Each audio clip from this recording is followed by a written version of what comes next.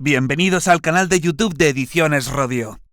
Aquí encontrarás vídeos especializados en cada tema. Si te gusta nuestro contenido, no olvides suscribirte, darle a me gusta y comentar tu experiencia. Gracias por elegirnos en tu camino hacia el éxito. Recuerda que nuestros temarios también están disponibles en formato digital y papel. Para cualquier duda puedes escribirnos a info@edicionesrodio.com. Celadores del Servicio Andaluz de Salud. Mortaja. Se emplea como vestimenta que envuelve al cadáver para enterrarlo. Tanatopraxia. Es toda práctica mortuoria que permite la conservación y exposición del cadáver con las debidas garantías sanitarias.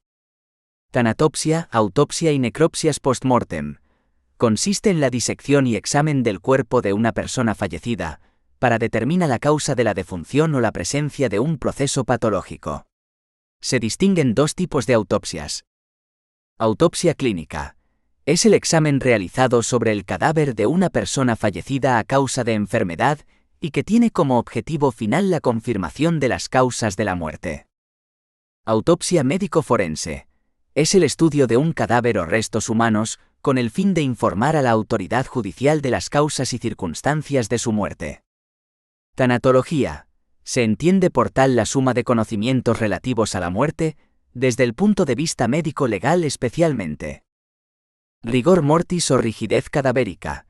Es el endurecimiento del cuerpo que se produce de 2 a 4 horas después de la muerte. Cadáver. Todo cuerpo humano durante los 5 primeros años siguientes a la muerte real. Esta se computará desde la fecha y hora que figure en la inscripción de defunción en el registro civil. Restos cadavéricos.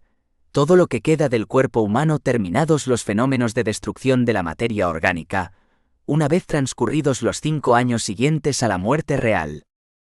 Restos humanos. Partes del cuerpo humano de entidad suficiente procedentes de abortos, mutilaciones, operaciones quirúrgicas o autopsias. Para su inhumación o cremación, solo se necesita el certificado facultativo en que se acredite la causa y procedencia de tales restos. Cuando el médico que lo extienda deduzca la existencia de posibles riesgos de contagio, lo pondrá inmediatamente en conocimiento de sanidad, que adoptará las medidas oportunas. Cuidados post-mortem. Conjunto de atenciones que se presta a la persona fallecida para su posterior traslado al mortuorio. Livideces cadavéricas. Como consecuencia del cese de la circulación sanguínea, los hematíes comienzan a romperse liberando hemoglobina y decolorando los tejidos. A esta decoloración se la conoce con el nombre de livor mortis. Algor mortis. Es el enfriamiento del cuerpo después del fallecimiento. Se realiza en condiciones normales a razón de 1 grado por hora. También denominado frío de la muerte. Putrefacción. Es la descomposición de la materia orgánica muerta por la acción de las bacterias. Tanatoplastia. Método de adecuación de cadáveres por medio de técnicas de reconstrucción. Tanatoestética. Conjunto de técnicas de cosmética y modelado que permiten mejorar la apariencia externa del cadáver. Crematorio. Establecimiento funerario habilitado para la incineración de cadáveres y restos humanos o cadavéricos. Incineración o cremación. Reducción a cenizas del cadáver, restos cadavéricos o restos humanos por medio del calor. La regulación de toda clase de prácticas sanitarias sobre cadáveres y restos cadavéricos se regula en España, al amparo del Decreto 2263/1974, de 20 de julio, Reglamento de Policía Sanitaria Mortuoria y de la legislación autonómica que regula la policía sanitaria mortuoria correspondiente a cada región, y su normativa posterior. 5,2. Actuaciones en las salas de autopsias y tanatorios. La autopsia o necropsia es la intervención que se realiza en un cadáver para examinar sus órganos con el objetivo de averiguar las causas de la muerte. El trabajo del celador en la sala de autopsias conlleva una serie de actuaciones y trabajos con diferente instrumentación cortante, lo que hace que sea necesario el conocimiento preciso de las medidas profilácticas a llevar a cabo. Mesa de autopsias. La autopsia la realizará el personal médico especializado y consiste en la apertura del cráneo, tórax, abdomen y raquis del cadáver. La actuación del celador en las autopsias consistirá en conducir el cadáver desde las cámaras frigoríficas hasta la mesa de autopsia, desmortajándolo si fuera necesario. Colocar el cadáver en la mesa donde se haya de practicar la autopsia. Colaborar con el personal sanitario en todo aquello que no requiera la utilización de instrumental sobre el cadáver. Asear el cadáver. Amortajar y colocar el cadáver en el mortuorio, cuidando del aspecto externo del difunto. Limpiar la mesa y la sala de autopsia. Entregar las muestras orgánicas o de otro material en los servicios correspondientes. Equipo. Guantes. Se recomienda el uso de guantes de látex y desechables. Estos son la protección de barrera más importante en este servicio. La mesa de autopsias requiere, dado los procedimientos que allí se llevan a cabo, una limpieza exhaustiva. La utilización de guantes durante la limpieza aumenta la protección del personal frente a accidentes de riesgo biológico o físico, cortes, pinchazos, etc. Los guantes se deben usar siempre que se vaya a tocar directamente sangre y fluidos corporales, así como en el manejo o limpieza de los instrumentos. Se retiren del cuerpo catéteres, sondas, etc., es decir, cualquier objeto utilizado en procedimientos invasivos. Cuando el celador tenga heridas o cortes en las manos, ya que constituirían una puerta de entrada de gérmenes. Si durante el trabajo los guantes se deterioran o se rompen, el celador se debe lavar inmediatamente las manos y se colocará otro par de guantes. Batas. Las batas que se suelen usar son desechables, de un solo uso. Con la correcta colocación de las batas se impide que las salpicaduras de sangre alcancen al tronco o extremidades. Las batas actuales son perfectamente impermeables, por lo que la seguridad es mucho mayor. Mascarillas y gafas. Las mascarillas y las gafas, al igual que las batas, se utilizan para prevenir las salpicaduras de los fluidos corporales. Asimismo, existen enfermedades que se transmiten por las vías respiratorias, tuberculosis, etc. Ante estas situaciones se recomienda el uso de mascarillas de alta resolución. Recomendaciones. En el uso de utensilios cortantes, sobre estructuras duras, son necesarias las batas, mascarillas y gafas para evitar salpicaduras y el posterior contagio. El procedimiento del lavado ordinario de manos es uno de los pilares básicos para evitar la contaminación a través de microorganismos.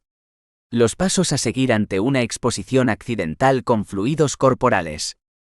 Aunque se utilicen perfectamente los medios de protección, pueden existir situaciones en las cuales exista una exposición accidental con sangre u otros líquidos corporales. En estos casos, la manera de proceder es: en caso de pinchazo o cortes, retirar el objeto punzante, limpiar la herida con abundante agua y dejar que la sangre fluya durante 2 o 3 minutos. Utilizar algún antiséptico y cubrir con un apósito. Comunicación del incidente. Si la piel no ha sufrido ninguna lesión o herida en la solución de continuidad, se procederá al lavado de manos con agua y jabón. Si la sangre entra en contacto con las mucosas, se lavará inmediatamente con agua. El instrumental, siempre que se pueda, será desechable y, en caso de que no lo sea, se procederá de la siguiente forma. Utilizar guantes para su limpieza. El material se lavará previamente antes de enviarlo al departamento de esterilización. Aclarar con abundante agua corriente. Envío al departamento de esterilización. 5,3. Actuación del celador en relación con los pacientes fallecidos. La muerte es el cese total y definitivo de todas las funciones vitales del organismo humano. En los documentos oficiales y partes de defunción es frecuente el término exitus, para referirse al momento del fallecimiento. No obstante, también recibe el nombre de defunción, deceso u óbito. La valoración y certificación de la muerte es competencia del personal sanitario. No obstante, se pueden considerar algunos de los signos que manifiestan que el paciente ha fallecido. Signos precoces. Ausencia de movimientos respiratorios en la auscultación. No hay movimiento del tórax ni del abdomen, no se ausculta el latido cardíaco, Desaparece el pulso, pérdida de sensibilidad cutánea y ausencia de tono muscular. Signos tardíos: enfriamiento del cadáver, rigidez cadavérica, aparición de livideces y putrefacción cadavérica. La actuación de los celadores en relación con los pacientes fallecidos se centrará en ayudar a las enfermeras o personas encargadas de amortajar a los enfermos fallecidos, corriendo a su cargo el traslado de los cadáveres al mortuorio. La situación que se produce entre los familiares cuando el paciente agoniza, y especialmente en el momento del óbito, es muy particular, por lo tanto es necesario prestar especial atención a dichas personas.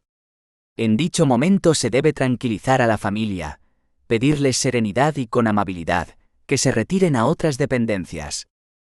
Amortajamiento y traslado del cadáver al tanatorio. El celador se encargará del amortajamiento y traslado del cadáver al tanatorio. El amortajamiento del cadáver consiste en la preparación del mismo, para que sus familiares lo puedan velar en condiciones óptimas, antes de proceder a su inhumación. Consiste en proporcionar cuidados técnicos a la persona después del fallecimiento, cuidados post-mortem. El amortajamiento deberá realizarse en la mayor intimidad posible y en el menor plazo, para evitar que aparezca el rigor cadavérico, y posteriormente el cadáver pueda ser trasladado al tanatorio. El amortajamiento consiste básicamente en verificar y confirmar el exitus en el parte médico. Se deberá colaborar con la enfermera responsable durante todo el proceso. Lavado de las manos y colocarse guantes de un solo uso. Solicitar a la familia que abandone la habitación mientras realizamos el amortajamiento. Ayudarles en todo lo necesario en esos difíciles momentos. Trasladar al paciente que comparte la habitación con el fallecido a otra habitación, o en su defecto aislarlo mediante un biombo o cortina. Desconectar y retirar los dispositivos, sondas y catéteres que tuviera el cadáver. Retirar los objetos personales del cuerpo. Realizar la higiene completa del cadáver. Taponar los orificios naturales, por donde es frecuente que el cadáver pierda sangre o secreciones, mediante algodones o gasas. Cerrar los ojos y la boca del cadáver, y si no fuera posible, anudar una venda desde el mentón a la cabeza. Sujetar los tobillos con una venda. Colocar el cadáver encima de una sábana grande, y disponer sus brazos alrededor del cuerpo. Doblar la sábana de forma que cubra todo el cadáver, e identificarlo con una etiqueta colocada en un lugar bien visible. Cubrir el cuerpo totalmente con otra sábana, y pasarlo a una camilla para su traslado al mortuorio. Antes del traslado por los celadores, asegurarse de que las puertas de las demás habitaciones están cerradas y de que no circulan pacientes por los pasillos. Traslado del fallecido al mortuorio. El traslado al mortuorio deberá realizarse una vez recibido el parte de traslado correspondiente, por lugares poco frecuentados. Hasta que no lo indiquen no se puede trasladar, y de una forma discreta frente al resto de los enfermos o familiares que los visitan. Si al cadáver se le debiera realizar previamente una autopsia, deberá ser conducido por el celador hasta la sala correspondiente, donde será depositado en una cámara frigorífica.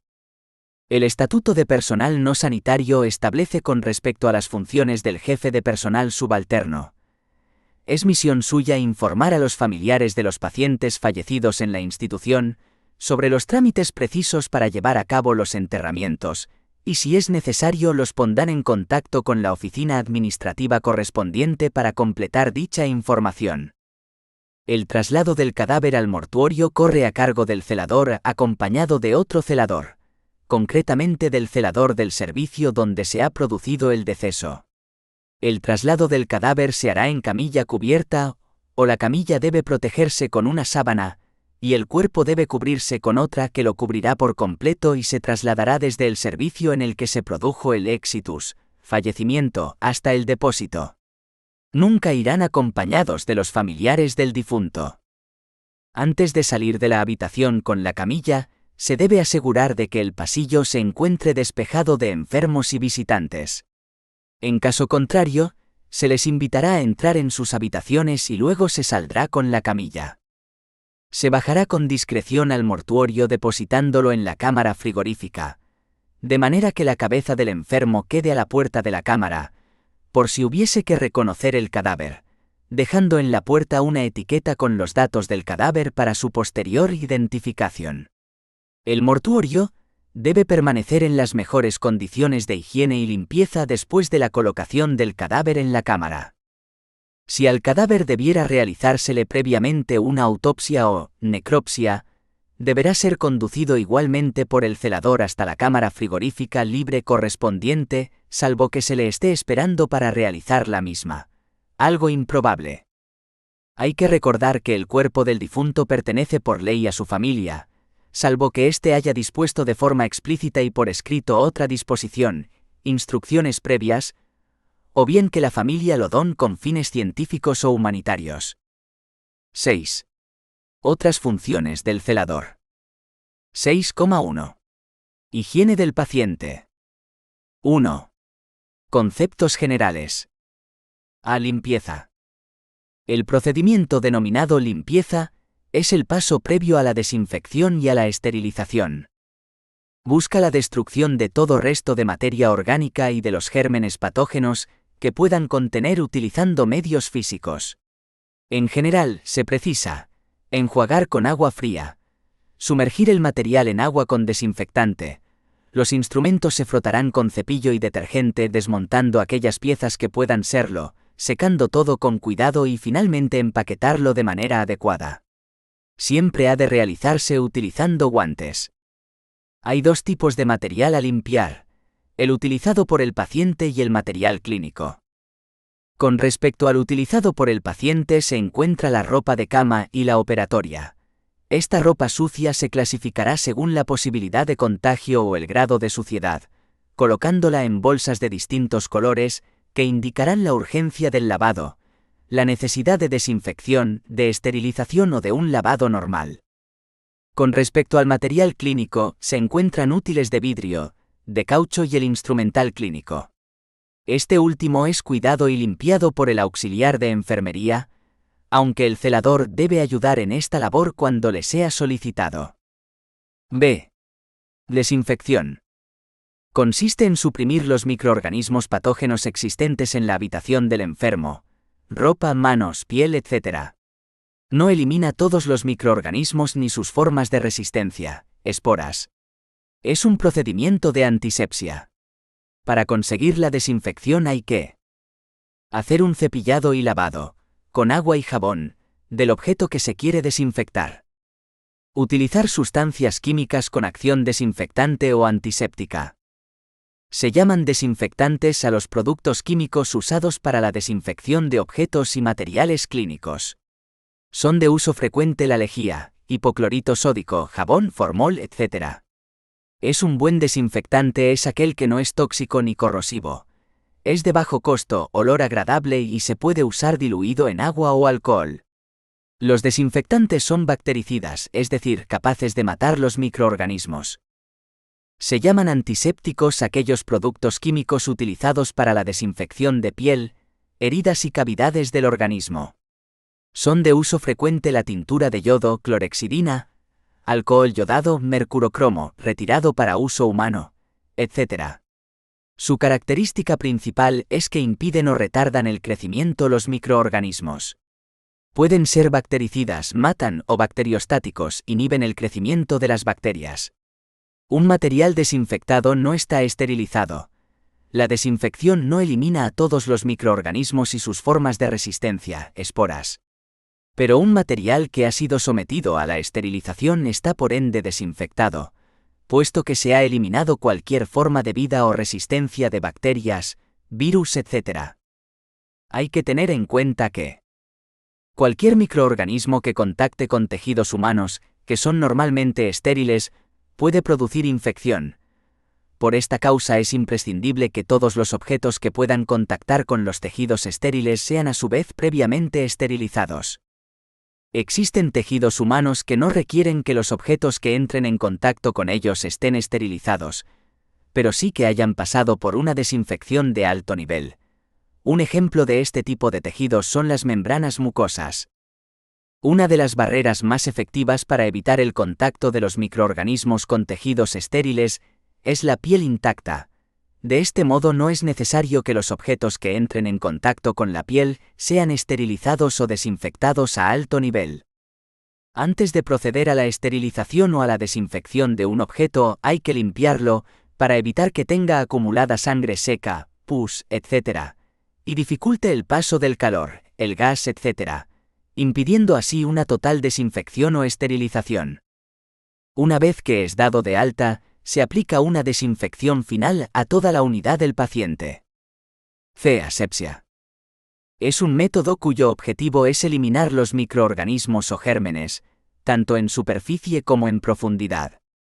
Es un método preventivo que emplea agentes físicos para conseguir que los medios operatorios no presenten gérmenes. El procedimiento utilizado para ello se denomina esterilización. La esterilización de los guantes, los instrumentos quirúrgicos y los campos operatorios garantiza que los medios quirúrgicos se encuentren sin gérmenes. Con la esterilización se busca eliminar bacterias, virus y sus esporas a través del calor seco, el calor húmedo, las radiaciones ionizantes y por agentes químicos. La esterilización por calor húmedo requiere de un autoclave, que es un aparato a través del cual, durante un tiempo determinado, el material es sometido a vapor de agua a presión y elevadas temperaturas. Los materiales que se esterilizan según este método son gomas, cintas, gasas, ropa, vendas y acero inoxidable. La esterilización por calor seco se esteriliza utilizando una estufa Poupinel. En ella el material es expuesto por un largo periodo de tiempo al aire caliente. A través de este método, se esterilizan objetos de vidrio, acero, etc. La esterilización por procedimientos químicos requiere la utilización de óxido de etileno, que es un gas incoloro, tóxico e inflamable cuando entra en contacto con el aire. Aquí, los materiales introducidos en una cámara son sometidos a una determinada concentración de este gas, a una temperatura de 60 grados C, con una humedad entre el 30 y el 50% y por un tiempo que oscila entre las 3 y las 6 horas. Por este sistema se esterilizan plásticos, teflón y material de precisión, etc. La esterilización por radiaciones ionizantes requiere la utilización de rayos cargados de energía que destruyen o lesionan a los microorganismos. Su utilización no está muy extendida, ya que resulta costosa. El personal que maneja estos aparatos requiere de una alta capacitación y deben estar protegidos especialmente, y en algunos casos, como en el de los rayos ultravioleta, no llegan a toda la superficie de manera uniforme. Antisepsia. Consiste en utilizar productos químicos para intentar destruir los microorganismos contaminantes en seres vivos. En la práctica, la antisepsia consiste en el uso de desinfectantes. No se consigue la esterilización. Es sinónimo de desinfección. 2. Higiene del paciente. Para la realización de esta función, es necesario que el celador conozca los tipos de aseo y la forma de realizarlo. Se recomienda que el cuarto de baño disponga sistemas de agarre para aumentar la seguridad. El celador debe conocer estos procedimientos y colaborará en todo momento con el personal de enfermería en la realización de la higiene del paciente. La higiene de los pacientes puede realizarse en ducha, bañera o en la cama. Veamos a continuación la actuación del celador en estos procedimientos. Aseo en ducha. Se realiza a los pacientes que pueden levantarse o aquellos que tienen alguna indicación específica. Normalmente el paciente solo necesita una ayuda mínima. Para ello se dispondrá del equipo necesario. 2 toallas, pijama o camisón, bata, zapatillas, jabón o gel, peine, pasta de dientes y bolsa para la ropa sucia. Y se procederá de la siguiente forma. Se explicará al paciente lo que va a realizar. Se preparará el equipo necesario para realizarlo, poniéndolo todo a su alcance. Se le acompañará, si fuera necesario, hasta el cuarto de aseo para comenzar la ducha. Se procederá a la recogida de todo lo usado y se acompañará al paciente a la cama, cuando la higiene ha concluido. Aseo en bañera. Se realizará con aquellos pacientes que pueden levantarse, pero que por determinadas circunstancias no pudieran ducharse. Se prepara el equipo necesario para poder realizarlo y se procederá de la siguiente forma. Se llenará la bañera con agua caliente, comprobando su temperatura con un termómetro de baño para que tenga la adecuada. Se explicará al paciente lo que se va a realizar. Colaborará con el paciente en el aseo, en mayor o menor medida según la independencia del mismo, para poder realizarlo por sí solo, ayudándole a desnudarse, a entrar en la bañera, etc. Atenderá al paciente mientras se baña y le ayudará a secarse, vestirse e instalarse de nuevo en su cama. Se procederá a la recogida de todo lo usado y se acompañará al paciente a la cama, cuando la higiene ha concluido. C. Baño en la cama completo. Se realiza en aquellos pacientes que, conservando o no la movilidad, deben permanecer en la cama. Es conveniente que lo lleven a cabo 2 personas, para aumentar la seguridad del paciente y disminuir el tiempo empleado. Se debe realizar tantas veces como sea necesario, pero, como mínimo, una vez al día, por la mañana, coincidiendo al mismo tiempo con el cambio de sábanas de la cama. Para hacer el baño en cama completo se procede de la siguiente manera. El celador debe lavarse las manos previamente. Retirar la colcha y la manta de la cama. Tapar al enfermo con una manta de baño. El aseo se realiza por partes, haciendo enjabonado, enjuague y secado antes de pasar a la zona siguiente. En todos los pasos a seguir se colocará la toalla de forma que proteja la almohada o la cama. El orden de lavado es el siguiente. Cara, cuello y orejas.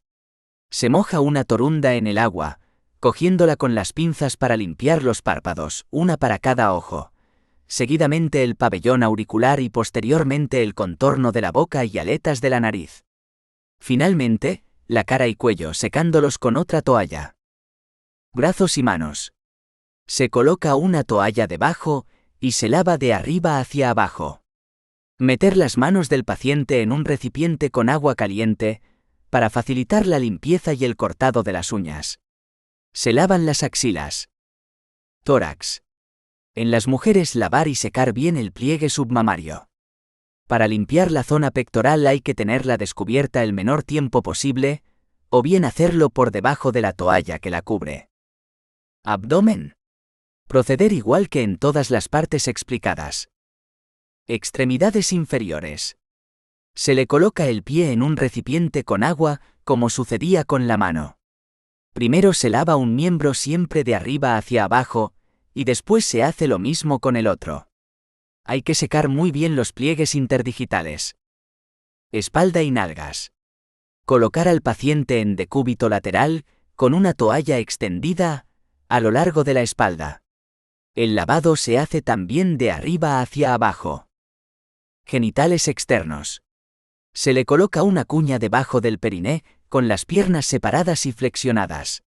La higiene de los genitales se hace siempre en la dirección de genitales a región anal, y nunca a la inversa.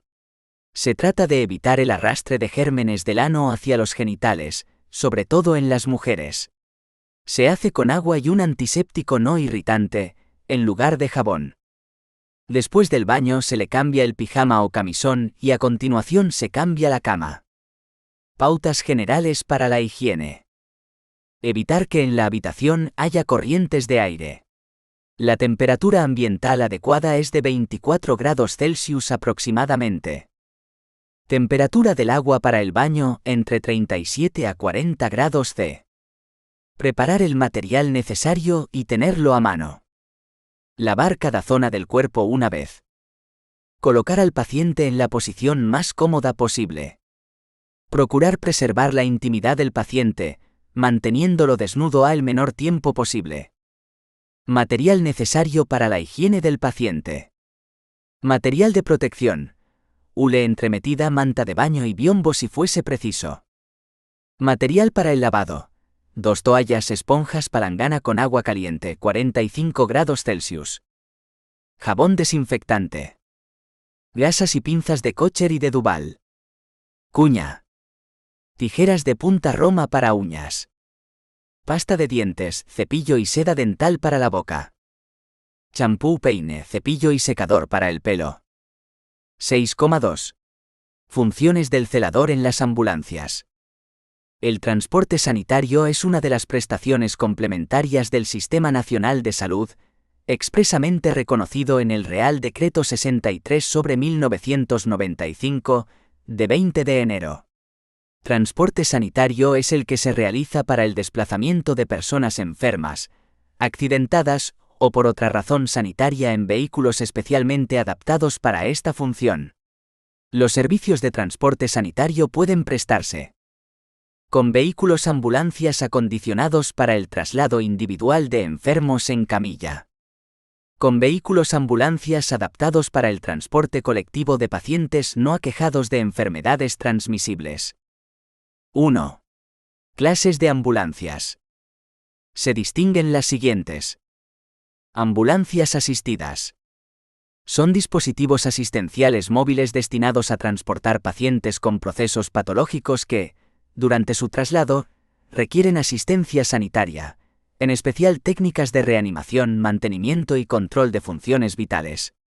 Su dotación, tripulación, medios de telecomunicación y decoración externa y rotulación se deben adecuar a las características técnicas exigidas para este tipo de vehículos que constituyen la red de transporte sanitario de alto riesgo.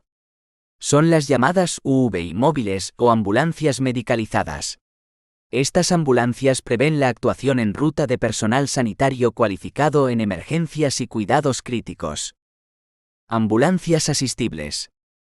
Son unidades móviles destinadas a transportar pacientes en los que, a juicio de un facultativo, concurre una situación de urgencia que implique riesgo vital o daño irreparable para su salud. Sus medios de telecomunicación, decoración externa y rotulación se han de adecuar a las características técnicas exigidas para este tipo de vehículos, que constituyen la red de transporte sanitario urgente. Son las llamadas ambulancias de urgencias o medicalizables. Están equipadas para la asistencia en ruta de personal sanitario auxiliar. Ambulancias no asistidas. Son las destinadas a trasladar pacientes afectos de procesos que presentan imposibilidad física que, a juicio del facultativo, le impiden o incapacitan para desplazarse con sus medios al centro sanitario o a su domicilio, tras recibir la atención sanitaria correspondiente, por lo que no hay riesgos de desestabilización que hagan prever la necesidad sanitaria en ruta.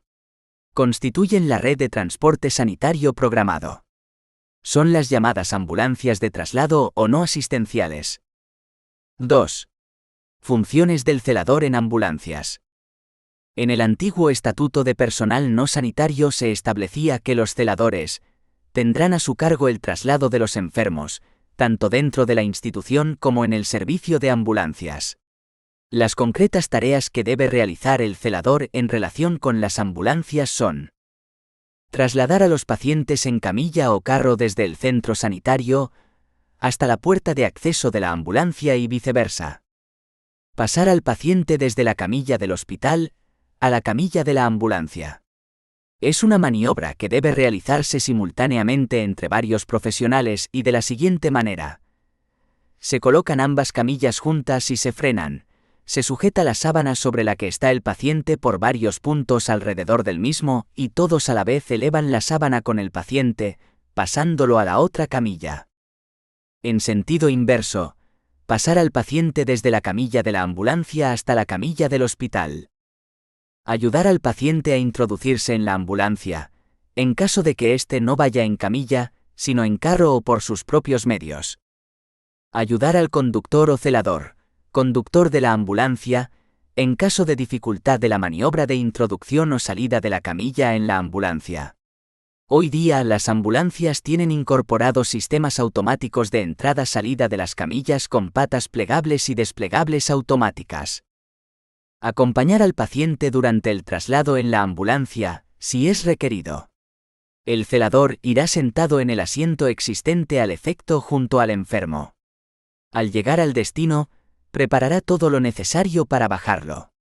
Como la mayoría de las ambulancias son concertadas, con su propia tripulación, esta función rara vez se ejerce. Dentro de la ambulancia ayudará al personal sanitario en las mismas tareas que le corresponde respecto de los pacientes encamados del hospital.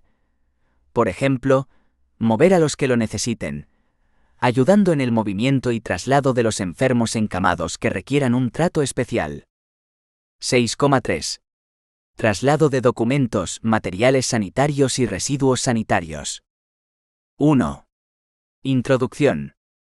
Como competencia general del celador en referencia al transporte y traslado de materiales sanitarios, se considera la reflejada en el artículo 14,2 del Estatuto de Personal No Sanitario, que establece como una de las primeras funciones de los celadores: tramitarán o conducirán sin tardanza las comunicaciones verbales, documentos, correspondencia u objetos que les sean confiados por sus superiores, así como habrán de trasladar, en su caso, de unos servicios a otros los aparatos o mobiliario que se requiera.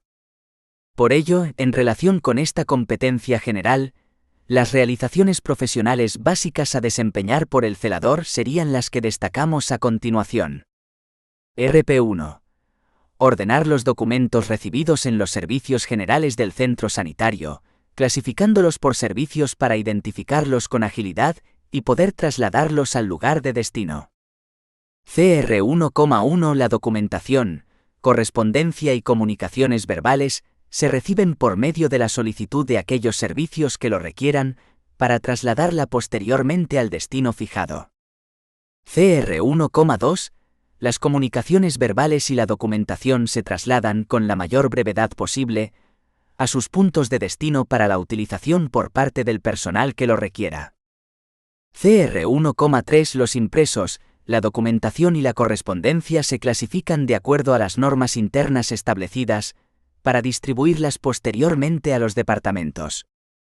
CR 1,4 Los datos de los impresos y documentos se comprueban, verificando la concordancia y cumplimentación de los mismos para trasladarlos a su destino. CR 1,5 La documentación y correspondencia se distribuye teniendo en cuenta el circuito de tramitación establecido para que llegue a su destinatario. CR 1,6 Los archivadores se ordenan con la documentación o correspondencia de cada servicio para su posterior distribución. CR 1,7 Los impresos y documentación se fotocopian y encuadernan utilizando las máquinas existentes a tal fin, para tener cubiertas las necesidades del centro sanitario. RP2. Trasladar el material y los equipos sanitarios y no sanitarios bajo la supervisión del responsable de los mismos, trasladándolos y colocándolos en su lugar de destino para garantizar su disponibilidad. CR 2,1 El medio utilizado para el transporte se identifica, en función del material sanitario y no sanitario a trasladar, para asegurar su desplazamiento con seguridad, atendiendo a la normativa de riesgos laborales. CR 2,2 Los aparatos sanitarios, maquinaria y ayudas técnicas se trasladan teniendo en cuenta sus características, para colocarlos en su lugar de destino y evitar situaciones de riesgo, atendiendo a la normativa de riesgos laborales. CR 2,3 Los preparados, sueros y unidosis se trasladan en los carros destinados a tal fin, a cada una de los servicios o plantas, para ser utilizados por el servicio que lo solicite. CR 2,4 El material de almacén y farmacia se recuenta, almacena y distribuye en colaboración con el personal destinado en dichos servicios, según la organización de los mismos, para su posterior entrega al servicio que lo solicite y para comprobar el stock. CR 2,5 Los pedidos se distribuyen según la solicitud y demanda realizadas por los supervisores AS de los servicios, por medio de vales de pedido para entregarlos en su destino. CR 2,6 La lencería se traslada en los carros destinados a tal fin, para depositarlos en el lugar correspondiente. CR 2,7 Las anomalías o deficiencias observadas en la dotación del servicio encomendado se pone en conocimiento del responsable de la unidad para su reparación, mediante los protocolos establecidos. 2. Traslado de documentos. Un documento es el testimonio material de un hecho o acto realizado en el ejercicio de sus funciones por instituciones o personas físicas, jurídicas, públicas o privadas, registrado en una unidad de información en cualquier tipo de soporte, papel, cintas, discos magnéticos, películas, fotografías, etc., en lenguaje natural o convencional. Es el testimonio de una actividad del hombre fijado en un soporte. Un documento es un escrito que contiene información. Tradicionalmente, el medio de un documento era el papel y la información era ingresada a mano, utilizando tinta. Esto es lo que se denomina hacer un documento manuscrito o por un proceso mecánico, mediante una máquina de escribir o utilizando una impresora. Desde el punto de vista de la informática, es un archivo, pero con determinados atributos ya que contiene datos textuales o gráficos creados por el usuario con un ordenador mediante un programa. Por tanto, se considera documento todo objeto material que porte, registre o fije en sí información, es decir, el conjunto formado por el contenedor con su contenido, con el objetivo de conservar y transmitir dicha información en el dominio del espacio y del tiempo a fin de ser utilizada como instrumento jurídico o probativo, testimonio histórico, etc. Así como también se considera documento a toda fuente de información registrada sobre cualquier soporte, sea un disco compacto, CD, un DVD, papel, papiro o incluso una piedra o trozo de madera. Son documentos de traslado ordinario por los celadores. Hojas de interconsulta. Pedidos a almacén general, almacén de fungibles, farmacia, lencería. Partes de mantenimiento. Historias clínicas. Peticiones y resultados de analíticas y pruebas diagnósticas. Radiografías, ecografías, urografías, arteriografías, etc. Peticiones de ambulancias. Partes de quirófano. Petición de exploración en otros centros e instituciones. Peticiones de citas. Órdenes de hospitalización. Se recogen a continuación algunas de las tareas más frecuentes de los celadores relativas a esta función de traslado de documentación. Reparto de correspondencia dentro del centro. Entrega de avisos verbales y escritos a los compañeros, superiores o público. Tramitar los pedidos de almacén, recogiendo el material cuando esté dispuesto y traslado del mismo a la unidad correspondiente. Traslado de historias clínicas entre el archivo y las unidades del hospital. Consultas, servicios diagnósticos, plantas de hospitalización.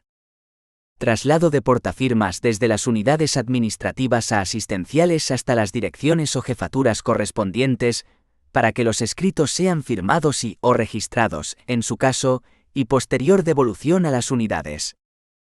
3. Traslado de materiales sanitarios. Se consideran materiales todos los de uso común en las instituciones sanitarias, cajas, carros, envases, medicamentos, tubos y muestras y enseres en general, así como aparatos electrodomésticos, muebles, proyectores, fotocopiadoras, etc. Se recogen a continuación algunas de las tareas más frecuentes de los celadores relativas a esta función de traslado de objetos. Reposición de colchones, trasladando los viejos al almacén y recogiendo de allí mismo los nuevos. Reposición de determinado material de lencería, haciendo lo mismo que con los colchones, almohadas, fundas de colchón. Los celadores adscritos a servicios de almacén se encargarán del traslado del material dentro del mismo. El celador de quirófanos transportará los aparatos del área quirúrgica que le requiera el personal sanitario. 4. Traslado de residuos sanitarios. Como consecuencia de la gestión inadecuada de los residuos que durante mucho tiempo se ha estado llevando a cabo, hoy en día existe gran preocupación por la degradación del medio ambiente. Esta preocupación se traduce en un interés por los problemas de salud derivados de los factores ambientales. Dentro de los objetivos en materia de salud propuestos por la OMS, se encuentran objetivos referidos a la creación de ambientes saludables, manifestándose una aspiración a garantizar la protección del medio y, por tanto, la salud individual y de la población. Los residuos en general, incluyendo los que se crean tras una atención sanitaria, han ido aumentando considerablemente. Se estima que los residuos que generan los hospitales españoles están entre 2 a 5 kilogramos por cama y día. Este aumento se debe en gran medida a la masiva utilización de materiales desechables. El riesgo potencial para la salud derivado de una mala gestión de los residuos, así como una insuficiente legislación, han manifestado la necesidad de establecer una normativa que permita gestionar los residuos generados, adaptándose a las disposiciones comunitarias. 5. Clasificación de los residuos sanitarios. Grupo I. Son aquellos que no presentan un riesgo ni actual ni potencial para la salud, pudiendo ser asimilables a los urbanos no específicos. Se incluyen todos los residuos generados en las actividades de comedores, jardinería, material de oficina y aquellos desechos procedentes de pacientes no infecciosos. Grupo 2. Residuos sanitarios no específicos que necesitan un control en el propio centro donde se hayan generado. Se trata de materiales de curas, vendas, yesos, material desechable de un solo uso y ropas de pacientes no infecciosos. La manipulación de estos residuos representa un riesgo solo en el interior de los centros. Grupo 3. Son aquellos residuos sanitarios específicos o de riesgo, y que van a presentar un riesgo para la salud laboral y pública. Se adoptan unas medidas de prevención en su manipulación, recogida, almacenamiento, transporte, tratamiento y eliminación posterior. Se incluyen los siguientes residuos: sangre y hemoderivados en forma líquida, agujas, bisturíes y todo el material cortante, vacunas vivas o atenuadas, residuos infecciosos que proceden de pacientes con enfermedades de declaración obligatoria. Grupo 4. Precisan de un tratamiento especial, higiénico y medioambiental, en su manipulación, recogida, almacenamiento y transporte, ya sea en el centro donde se generan o fuera del mismo, a la vez que se recogen en una normativa específica para su tratamiento y eliminación. Se incluyen aquí: residuos citostáticos, residuos anatómicos, medicamentos caducados, aceites minerales y sintéticos, residuos con contenidos en metales, residuos radiactivos. 6. Transporte. Para llevar a cabo el transporte de los residuos generados, es necesaria una correcta clasificación tras su recogida. En los casos de los grupos 2 y 3, estos serán recogidos en bolsas de plásticos con unas características especiales. Capacidad inferior a 100 litros. De una galga o calibre de 300 para el grupo 2. De un calibre mayor de 400 para el grupo 3 o bien 2 bolsas de 300. Además, las bolsas o recipientes deben estar homologados para sus diferentes usos cumpliendo los siguientes requisitos. Hermetismo total. En recipientes opacos. Fabricados con materiales resistentes, rígidos e impermeables. Cerradura y de difícil apertura de forma accidental. Asepsia total en el exterior. Con un volumen que no sobrepase los 70 litros. Es precisa la identificación del contenedor o recipiente, de acuerdo con el tipo de residuo que contenga. Para los del grupo 3 se rotulará con la expresión residuos de riesgo, y para los del grupo 4, material contaminado químicamente, indicando también el tipo de residuo que contiene de forma específica. Con los residuos de los grupos I y 2, no es necesaria la rotulación exterior del recipiente. Los residuos procedentes de las diferentes zonas y unidades se trasladarán a un almacén habilitado para el depósito de forma temporal de los mismos, no más de una semana. 7. Eliminación de los residuos. Los residuos que pertenezcan a los grupos I y 2 serán tratados y eliminados como residuos urbanos en vertederos controlados. Los del grupo 3 se podrán tratar mediante 2 procedimientos diferentes. A. Mediante la incineración en las instalaciones que cumplan los siguientes requisitos. Temperatura de combustión de 900 a 1100 grados Celsius. Alimentación automática o semiautomática. Funcionamiento continuado. Sistema de purificación de los gases de la combustión. Recuperación del calor. B. Mediante la esterilización por vapor caliente a presión, en el autoclave, lo que permite su eliminación posterior como residuo urbano. La eliminación de los residuos del grupo 4 se acoge a normativas específicas según el tipo de residuo. Por ejemplo, los citostáticos se incinerarán hasta garantizar su total destrucción. 6,4. Vigilancia y control de centros sanitarios. 1. Funciones de vigilancia de centros sanitarios. Una de las funciones de los celadores es la vigilancia tanto de las entradas de la institución, como el acceso y estancias de los familiares y visitas de los pacientes, así como el comportamiento de los enfermos y visitantes dentro de la institución. El celador encargado del control recibirá con prontitud y cortesía a los visitantes que accedan a la institución, dispuesto a atender y contestar las preguntas que puedan formularle y estén dentro de su competencia. Informará de las consultas externas, indicando lugar, día y hora de las mismas. Controlará asimismo la entrada de toda persona, prohibiendo el paso a toda aquella que no vaya provista del correspondiente justificante. El celador podrá también desempeñar la misión de vigilancia nocturna interior y exterior del edificio, cuidando que las puertas de los servicios complementarios queden bien cerradas, el control de las luces, tanto interiores como exteriores, y dar parte a sus superiores de cualquier anomalía que observe. En cuanto a las funciones sobre control de entrada y salida de personas ajenas a las dependencias, tales como trabajadores de reparto de objetos adquiridos, mensajeros, etc., o de usuarios o administrados que vengan a efectuar gestiones administrativas, procederá a controlar la identificación de dichas personas. La labor de vigilancia conlleva también el control sobre la apertura y cierre de los accesos a la misma, su iluminación, etc.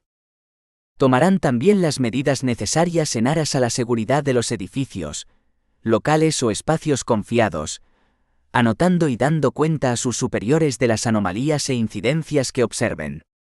El celador, con la necesaria prudencia y buen criterio, deberá comprobar si las personas que están en el interior de los locales han sido debidamente autorizadas para ello, no permitiendo la presencia de quienes no lo estén. Asimismo, prohibirá la entrada a toda persona que presente muestras de suciedad, cosa alborotos, vaya ebria o drogada. Tampoco permitirá la entrada de personas que lleven comida o bebida, obligándoles a dejar esta en la entrada para su posterior entrega a la salida de la institución. El celador vigilará la salida de los enfermos, quienes deberán acreditar el alta o autorización para abandonar la institución. Como se deduce de lo anteriormente expuesto, es esta una función extremadamente delicada en donde se ponen en juego los valores humanos de la persona del celador, ya que debe informar, permitir o prohibir accesos, vigilar, inspeccionar, impedir comportamientos o acciones, etc., y a veces pueden parecer contradictorios con los derechos de los usuarios de los servicios de salud. 2. Funciones de control de acceso. Las labores de acogida y asistencia a los usuarios pueden llevar aparejada la función de control-acceso, entrada y salida. El ejercicio de esta función supone una filtración de los contactos a mantener, orientando y registrando los mismos y sus posteriores salidas, con objeto de controlar y regular adecuadamente el acceso a los locales de las personas externas al centro. El personal encargado del control recibirá con prontitud y cortesía a los visitantes que acceden a los locales de recepción del centro, utilizando cuando fuere necesario, y su puesto de trabajo exija un perfil lingüístico del otro idioma oficial, el idioma requerido. En cuanto a las funciones anteriormente descritas sobre control de entrada y salida de personas ajenas al centro, tales como trabajadores de reparto de objetos adquiridos, mensajeros, o de usuarios o administrados que vengan a efectuar gestiones administrativas, se seguirán los siguientes trámites. Requerirán la identificación de la persona mediante la exhibición del DNI, cuya numeración se apuntará en un libro de registro habilitado al efecto, con sus hojas debidamente numeradas y selladas. En dicho libro se consignarán los datos personales, nombre y apellidos, y dependencia a la que se dirige entregándole una tarjeta identificativa. Solicitarán la identificación, procedencia o destino de los objetos o muebles, máquinas de escribir, ordenadores, etc., que pretendan introducirse o sacarse del centro sanitario. En caso de que existiera aparato de detección, escáner, se utilizará para cerciorarse sobre la ausencia de objetos o armas peligrosas. Significar que dichas tareas de vigilancia se extienden a las dependencias situadas en otras plantas superiores a la de acceso al edificio, efectuándose rondas de comprobación conforme a instrucciones del servicio para determinar la normalidad de las instalaciones y de sus departamentos. Estas funciones se podrán efectuar en varios turnos de mañana, tarde y noche, y una vez terminados se elaborará una parte de incidencias que se remite al encargado de turno, a los efectos oportunos. Cuando proceda, el celador controlador podrá expedir el correspondiente pase de visita que facilitará al visitante.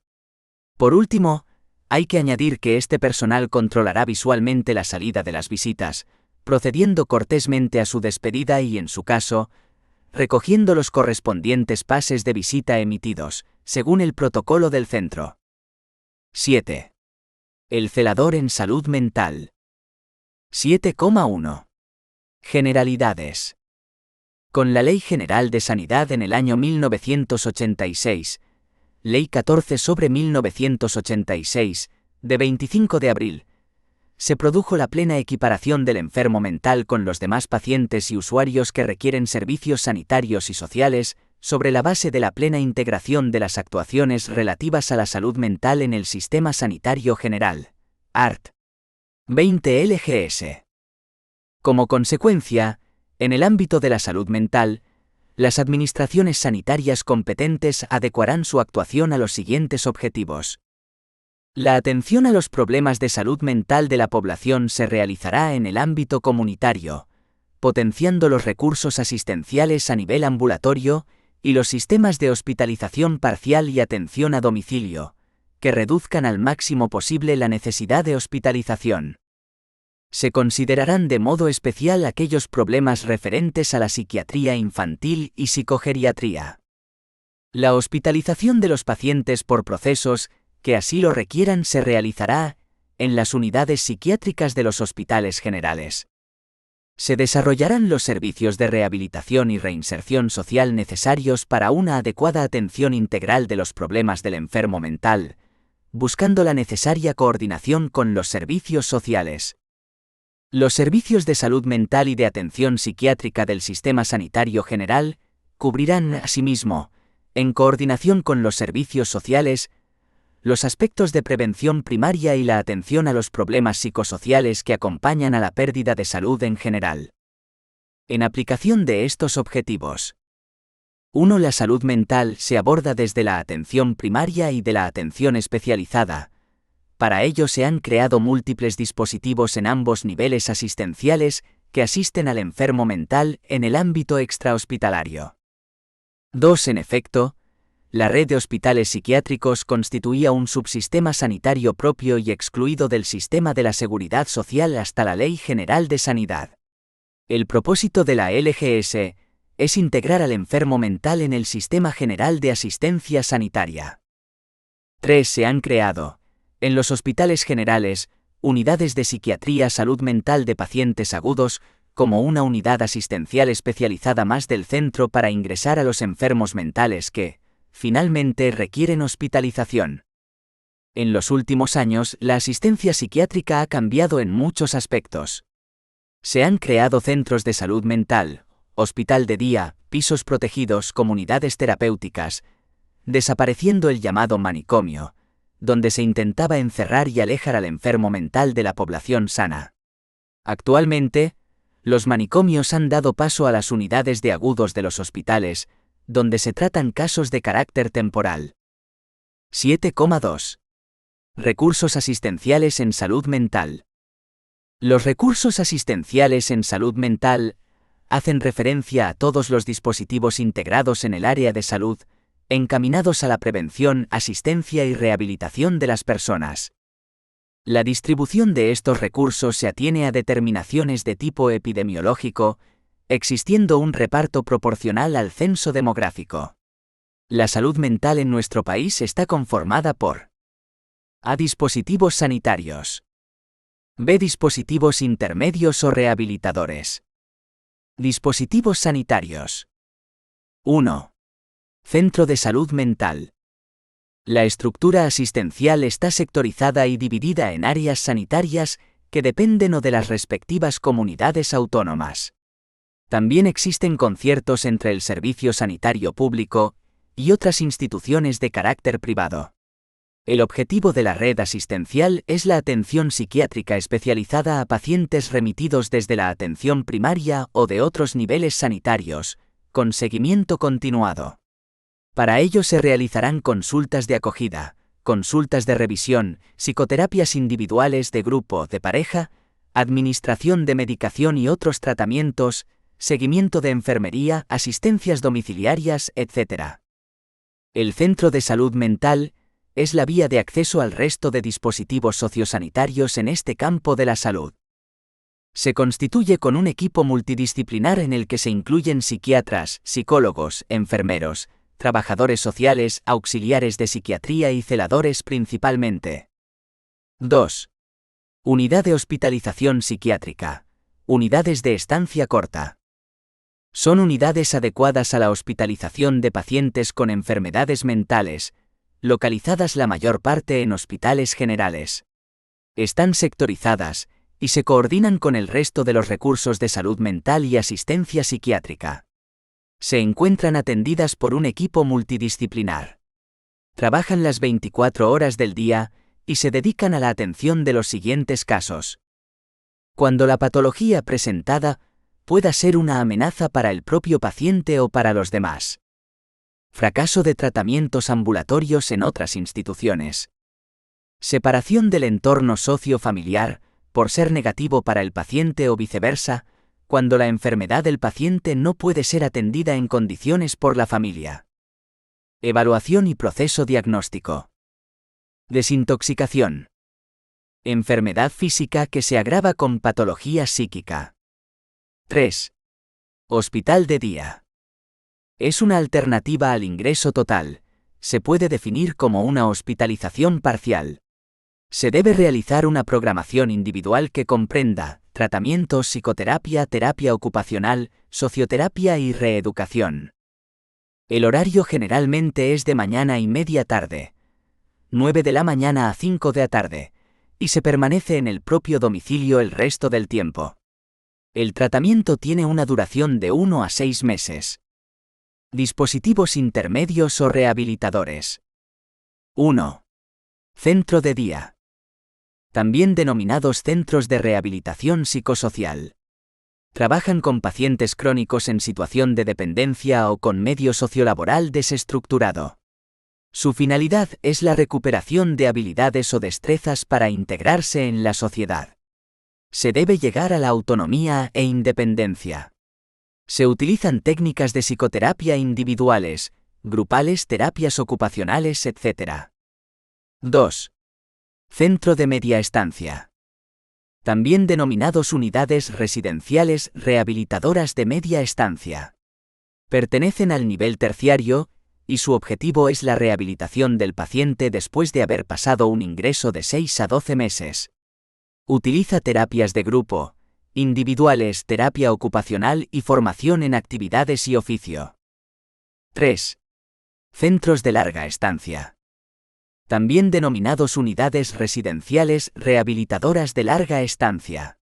Son centros para pacientes sin autonomía, que carecen de recursos sociofamiliares. Son pacientes que no pueden seguir ningún tratamiento rehabilitador. 4. Talleres ocupacionales. Estos centros proporcionan a los pacientes derivados de otros recursos asistenciales una formación, orientación y adiestramiento en el trabajo de manera considerada protegida.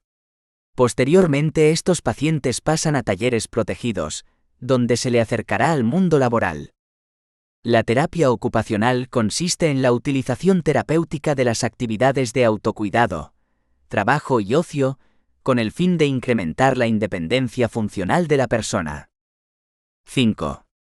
Pisos protegidos.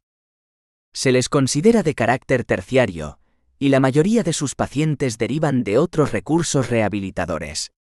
Su finalidad es que consigan llevar una vida completamente autónoma, en régimen de convivencia de grupo y bajo supervisión de un trabajador social. Tiene carácter transitorio, sin embargo, en algunos casos en los que no se dispone de recursos laborales, sociales o familiares, puede llegar a ser permanente. Estos pisos varían en número de ocupantes, grado de autonomía, movilidad de los integrantes, autonomía económica, sexo, etc. 7,3. La actuación del celador en relación con el enfermo mental. En una unidad de agudos de salud mental de un hospital, el celador realiza las siguientes funciones. Cuida del entorno ambiental de los pacientes, levantando persianas por la mañana y bajándolas por la noche. Favorecerá el descanso nocturno controlando los ruidos. Ayuda al aseo personal de los pacientes que lo precisen. Vigila a los pacientes que no quieren asearse para que lo hagan. Controla el acceso y la circulación de las personas por la unidad. Recoge medicación y otros productos de la farmacia. Acompaña a los pacientes y resto de personal sanitario a pasear por las zonas ajardinadas contiguas del centro sanitario. Es importante recomendar la realización de ejercicio físico. Vigila a los pacientes en sus paseos o cuando salen al exterior en recintos acotados. Vigila el orden y la armonía entre los pacientes. Vigila a los pacientes ante posibles agresiones o autolesiones. Las unidades de agudos poseen sistemas de seguridad para evitar accidentes en pacientes con ideas delirantes o suicidas. Para ello se utilizan enchufes e interruptores especiales. Las ventanas poseen una cerradura para ser abiertas, sistemas antiincendios, etc. Ayuda al personal sanitario en la administración de inyectables y tratamiento de pacientes incapaces que se niegan a colaborar. Colabora con el equipo de profesionales de la unidad en la reducción de pacientes agitados utilizando los medios adecuados. Por ejemplo, ayudando a sujetar a los pacientes alterados a los que hay que aplicar sujeción mecánica. Vigila la puerta de acceso a la unidad. Control de entradas y salidas. Controla el suministro de tabaco a los pacientes que lo tienen permitido en su tratamiento. Traslada pacientes a las unidades y consultas del centro que sea preciso. Traslada a los enfermos SAS en el servicio de ambulancias. Recoge pedidos de los almacenes. Realiza las funciones de traslado de documentación sanitaria y no sanitaria, así como objetos o mobiliario de la unidad. 7,4. La sujeción o contención mecánica del enfermo mental. Consiste en el empleo de sistemas de inmovilización mecánicos para el tórax, las muñecas, los tobillos, etc. En esta era de preocupación por los derechos humanos y las libertades civiles, las sujeciones mecánicas o el aislamiento deben aplicarse con suma discreción y las máximas garantías de seguridad, y debe estar siempre recomendada por un facultativo médico. La principal acción es impedir las conductas que obligan a utilizar las sujeciones mecánicas. Este debe ser siempre el último recurso. Indicaciones.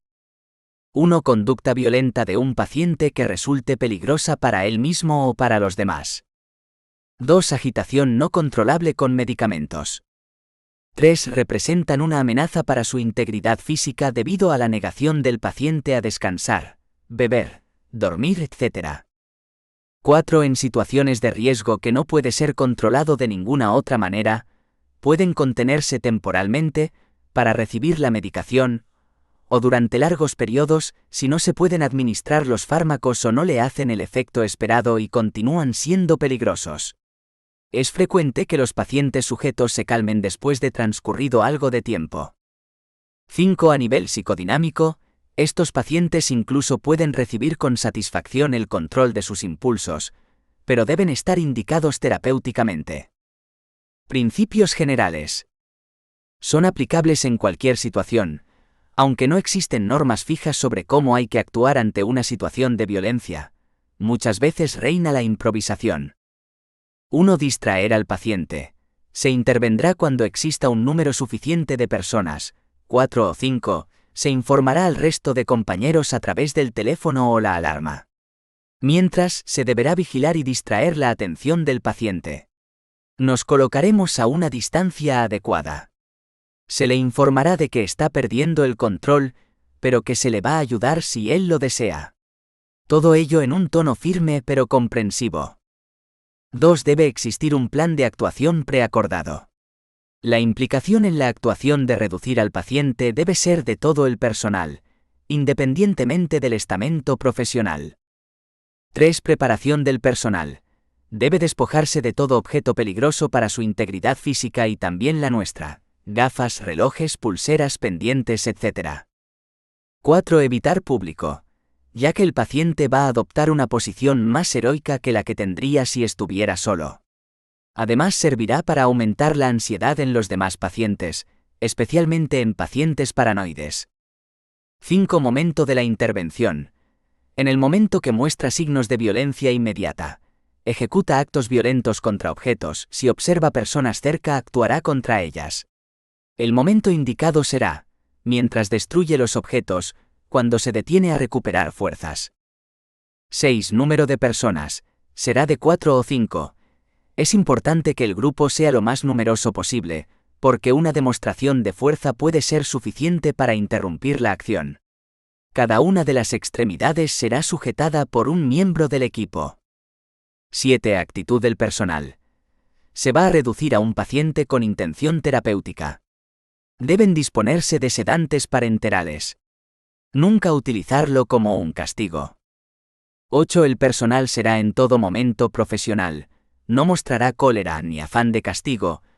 Actitud enérgica pero amable, respetuoso, evitando golpearle o someterlo a posturas humillantes. Se actuará impidiéndole el movimiento. Evitar insultos, blasfemias. 9. Sujeción. Cada miembro tiene asignada una extremidad. Se deben evitar los huesos largos y tórax por riesgo de lesiones. Se sujetarán las extremidades en la zona más distal. 10. Siempre debe estar autorizada por el médico, aunque sea de forma de verbal, pero siempre mejor por escrito en la hoja de órdenes médicas. 11. Se debe registrar minuciosamente la razón de la contención, la duración, el curso del tratamiento y la respuesta del paciente mientras esté sujeto. 12. Se deben emplear exclusivamente sistemas homologados de sujeción física. Ejemplo: Segufix. Técnica de la sujeción terapéutica. Explicarle al paciente por qué se le va a sujetar. Para sujetar a un paciente deberían estar un mínimo de 4 personas. Un miembro del equipo siempre debería estar visible para el paciente, y su cometido será tranquilizarle durante la sujeción. De esta manera se ayuda al paciente a aliviar su temor al desamparo, impotencia y pérdida de control. Deberían sujetarse con las piernas extendidas y ligeramente abiertas, para agarrarlas por los tobillos bien a las tiras del Segfix o al travesero de la cama. Los brazos extendidos a lo largo del cuerpo, no se deben entrecruzar, y separados ligeramente de este para sujetarlos por las muñecas, a las tiras del Segufix o al travesero de la cama. El tronco se debe sujetar firmemente a la cama con la correa especial, más ancha, diseñada para ese efecto. Cuidando que no esté floja, porque podría deslizarse por ella y ahorcarse, ni tampoco excesivamente fuerte que le dificulte la respiración. La sujeción debe permitir administrar perfusión endovenosa por el antebrazo, así como recibir líquidos o alimento.